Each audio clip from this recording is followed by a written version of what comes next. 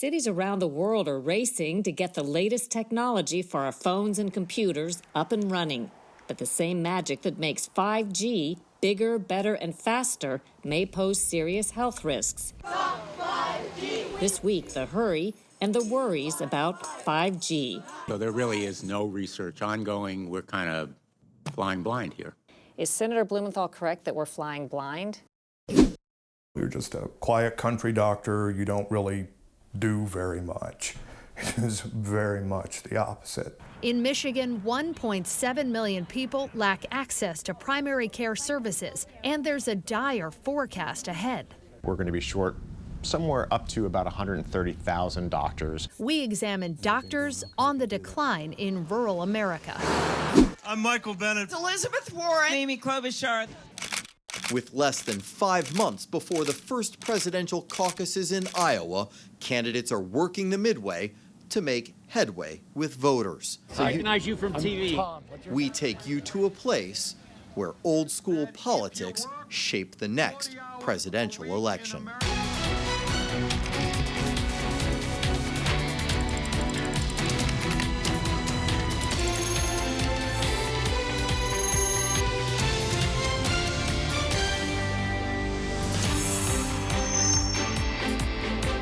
Welcome to Full Measure. I'm Sharyl Attkisson.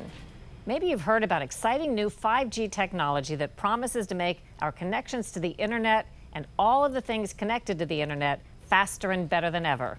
Like other cell phone technology, 5G emits radiation.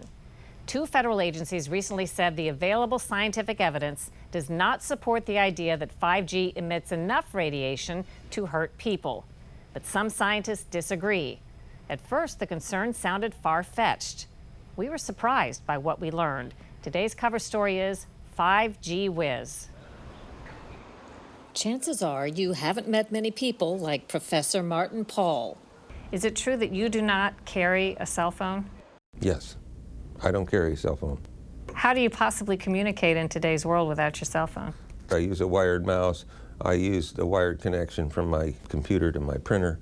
And so everything's wired. And I even have a shield over the screen so that I get less EMS from the screen. So there are ways of protecting yourself. EMF, electric and magnetic fields, are invisible areas of energy or radiation produced by items like electric appliances, computer screens, and cell phone technology. Paul is so worried about the potential for health risks from EMF, he even has special clothes with lots of little metal wires to shield him from the rays. Yeah. We had no idea when we asked, but yes, he's wearing the fabric right now. Is that a shirt? It's a t-shirt, yeah. Oh. And it has little metal fibers in it, and it helps to shield your Makes torso. Them bounce off or not come through? Yeah. But before you make the mistake of writing off Paul as a nutty professor, you should know he's considered one of the world's preeminent scientists on electromagnetic fields. And his concerns are backed up by dozens of peer-reviewed scientific studies. You got your BA at Johns Hopkins University, very prestigious institution. You got your PhD at the California Institute of Technology. So you're someone who comes to this issue with a great set of credentials and experience. Yes, and my bachelor's degree is in physics, and my PhD is in biochemistry and genetics. So I've got both the life sciences and the physics. It's the way in which these two interact which is crucial for understanding how EMFs impact the cells of our bodies. We'll get to that in a moment. But first, what is 5G? And for that matter, what are the previous Gs, which stands for generation, of the world's mobile networks? The rollout of this new technology is happening as we speak. And we're going to have 5G. We're going to have the best 5G in the world, just like we have everything else. What was 1G?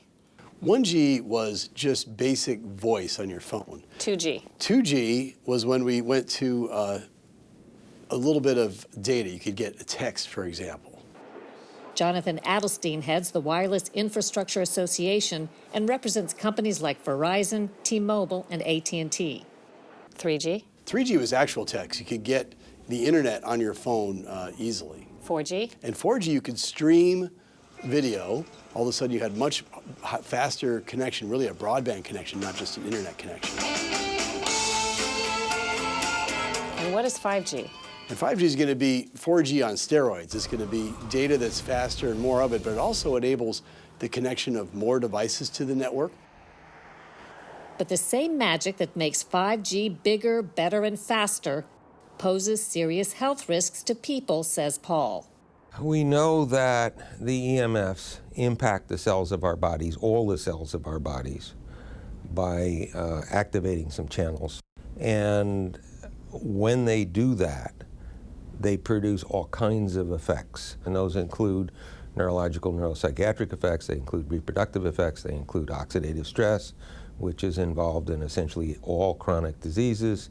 So I'm deeply concerned about this situation. Is it your feeling that mobile phone use and 5G in the future have been and are causes of chronic disease epidemics in this country? I believe that the exposures we already have are producing major effects already on our health, and that 5G will be vastly worse than anything that we are already exposed to. At least 3 expert medical groups have linked certain kinds of electromagnetic fields, or EMFs, to cancer, particularly childhood leukemia. The U.S. National Institute of Environmental Health Sciences, a working group under the World Health Organization, and a European scientific committee, which studied cell phones in particular. Paul says there's more to worry about. What's been shown is you get depression, I can't sleep, I'm tired all the time, I'm depressed, I've got headaches, I can't concentrate, I'm anxious. All the things that everybody complains about now, we know are caused by EMF exposures. And not just one type, but multiple types of EMF exposures. Stop 5G! We want safe technology! The concerns are shared by citizens and scientists around the world who are campaigning against 5G. We want fiber, not 5G! A small sidewalk rally last May in Bethesda, Maryland. Hello, Council. And in Sacramento, California last June. These antennas are being installed without our permission, without any warning at all. Many of us do not want to be guinea pigs in this experiment, but we apparently have no say in the matter. Still, U.S. regulators insist there's nothing to fear. After reviewing hundreds of studies, the Food and Drug Administration recently told Congress the current safety limits for cell phone radiation remain acceptable for protecting the public health. At the same time, the FDA did urge the cell phone industry to support new research on cell phone safety. We've heard from a lot of witnesses about the very important potential of 5G. At a hearing in February, Senator Richard Blumenthal asked wireless representatives if they had funded new safety studies as the FDA asked. They said, "No, I'm not aware of any." So there really is no research ongoing. We're kind of flying blind here, so far as health and safety is concerned. Is Senator Blumenthal correct that we're flying blind? It's something that's been well studied. It's continuing to be studied. We follow all the guidelines of the World Health Organization. We defer to the scientists as the industry who say it's safe. You can't ever, prove a negative, but there have been no indications of any problems. Let, the government do whatever it needs to do to set the strongest possible guidelines, and the industry will adhere to them. How do you explain them saying the science doesn't exist, that there's nothing that gives us cause for concern? It's all corruption. There's no other explanation. I think there are at least 25 different reviews that have been published on this over the years. You're implying that the industry, the telecommunications industry, is so powerful here in this country. Is that a reason you think why our government hasn't commissioned these studies and isn't talking about it? I can't figure out any other reason. Whatever the case, 5G deployment in the U.S. is moving full steam ahead.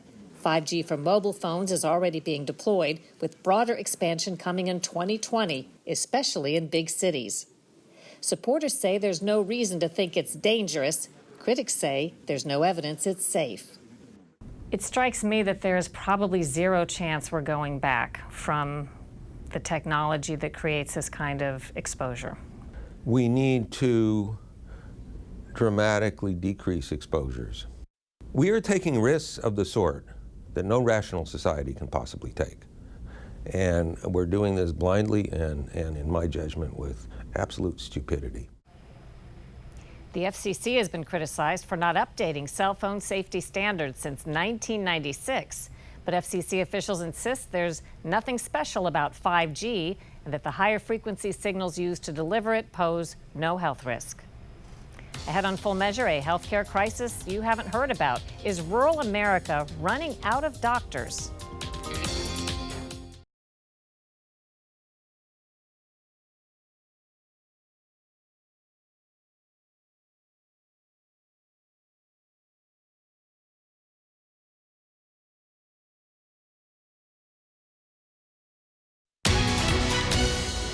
There may be an impending crisis in American healthcare you haven't heard much about because it doesn't involve cost or insurance. Experts predict that in the next few years, there simply won't be enough doctors to treat all of us, especially in rural areas and small towns. Josie Sturman reports part of the problem is a 20-year-old law.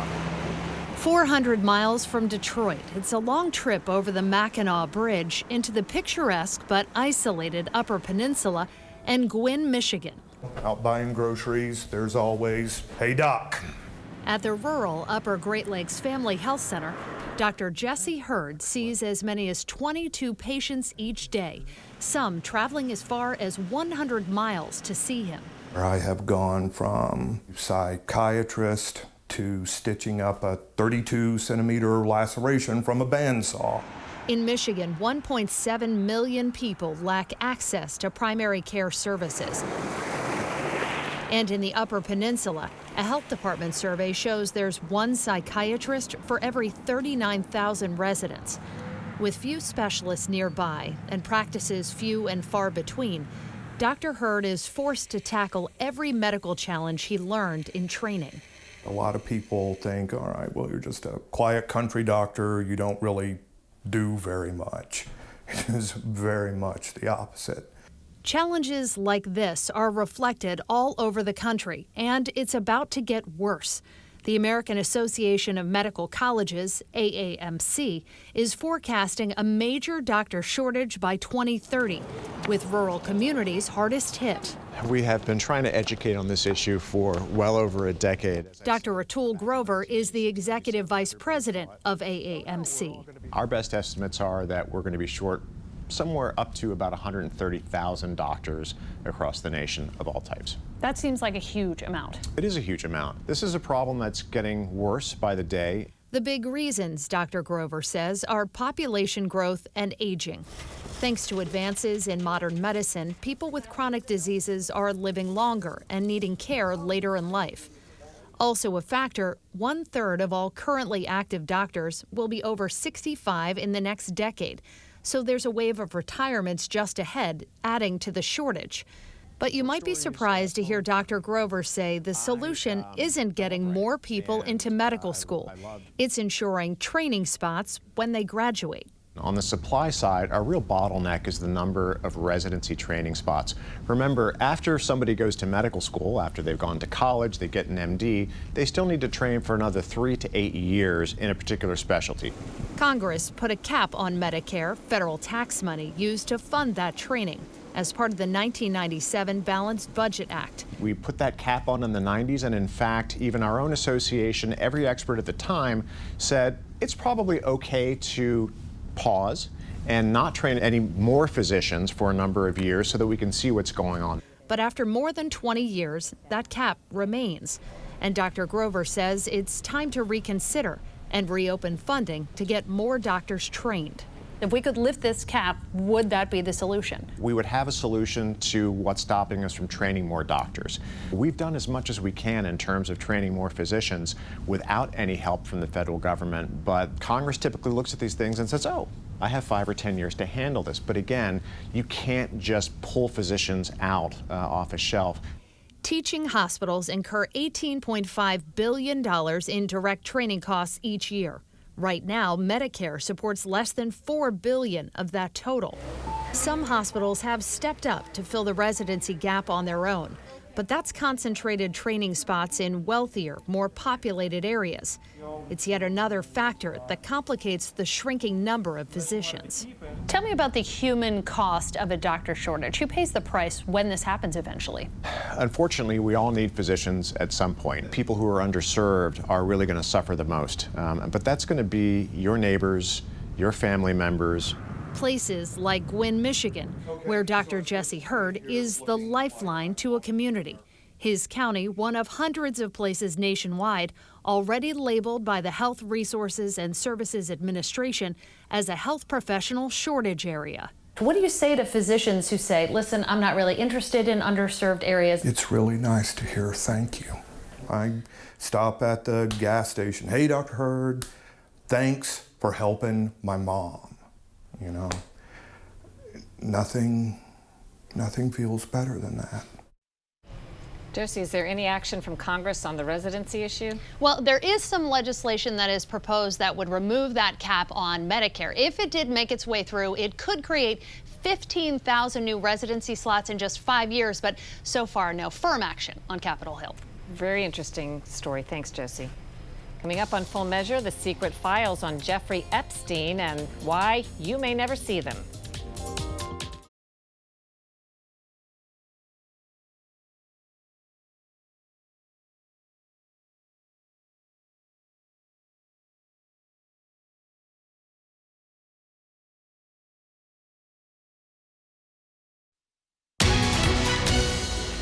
We have news in the case of Jeffrey Epstein. He's the convicted sex offender who somehow managed to commit suicide in a New York jail while he was supposed to be under close watch. Our public information request about his death has been formally rejected. Shortly after Epstein died in August, I filed a Freedom of Information request for public documents on his injuries and medical care, both the day he died and in July when he reportedly attempted suicide. This is the response I got from the Federal Bureau of Prisons. It is withholding all documents entirely. The Bureau cites 6 exemptions, including that releasing the information could reasonably be expected to endanger the life or physical safety of an individual. The FBI is said to be investigating how jail authorities missed Epstein committing the act of suicide in their custody while he was awaiting trial on new sex trafficking charges. Last week, President Trump called off peace talks between the U.S. and the Taliban, the Islamic extremists waging war in Afghanistan. For now, the war and the waste of American tax dollars in Afghanistan will continue. This example, millions of our tax dollars spent on a program to target drug use in Afghanistan, but there's no way to tell if it worked.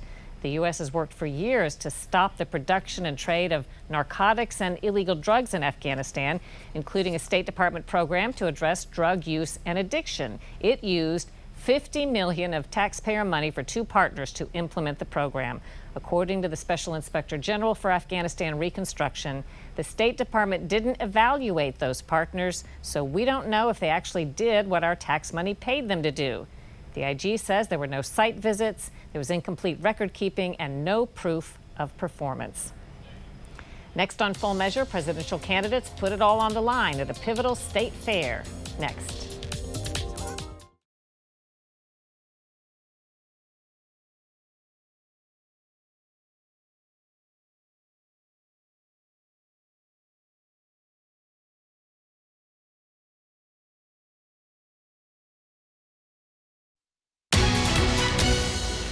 This week, the Democratic presidential candidates had their 3rd debate as the giant field becomes ever smaller. Scott Thuman recently visited the state that plays a big role in dividing the candidates from the also-rans. In Des Moines, Iowa, where thousands bite into the latest deep-fried concoction. Good? Oh, yeah. Check out the newest model John Deere, or watch kids cling to sheep in a rodeo called mutton bustin'. The state fair is about as Americana as it gets. But beyond the rides and sand sculptures, there's serious work to be done here. Yeah. Every 4 years, it's where kernel counting serves to help predict the next president.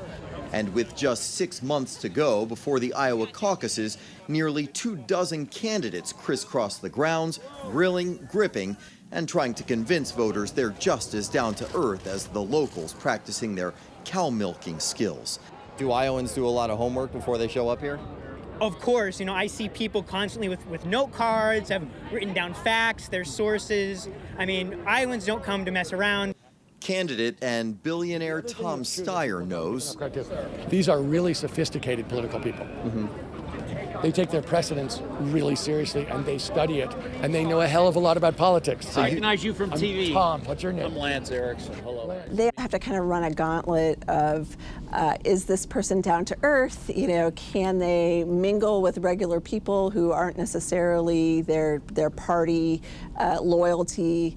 And can they look natural eating a corn dog, which nobody can. I can just tell you, you can't. Nobody looks good eating a corn dog. Kathy Obradovich is the opinion editor at the Des Moines Register.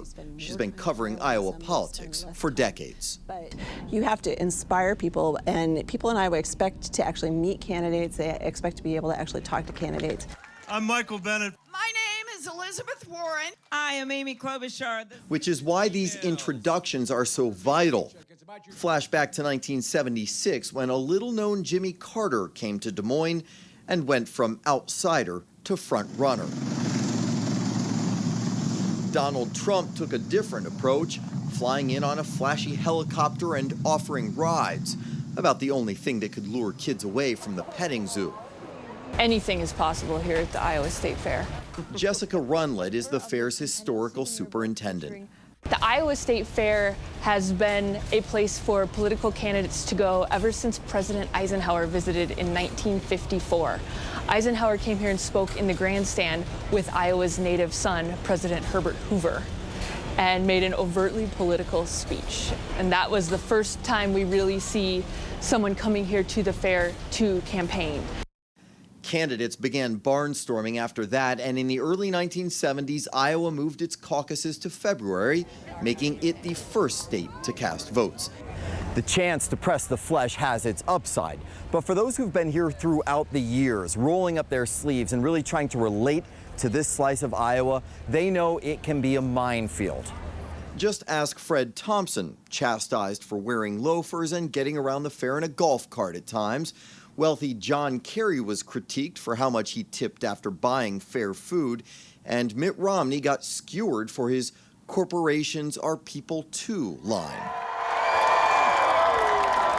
How it'll play out this time, unpredictable in a state that twice elected Barack Obama, but also chose Donald Trump in 2016. What do you think about the fact that that everything has to come through Iowa these days? I think it's awesome because, this is the heartland of America. As long as it is, they'll continue to trim the field. And candidates better be on their game, because Iowans sure are. For Full Measure, Scott Thuman, Des Moines, Iowa. Next week on Full Measure, unraveling Brexit. Great Britain's vote to leave the European Union has divided its people and launched Europe into political chaos. This is without a doubt the single biggest, most divisive and most damaging issue that we have faced in the United Kingdom. We'll go to London to find out what's taking the exit so long and what it has to do with all of us next week on Full Measure. Thanks for watching. We'll see you next week. Until then, we'll be searching for more stories that hold powers accountable.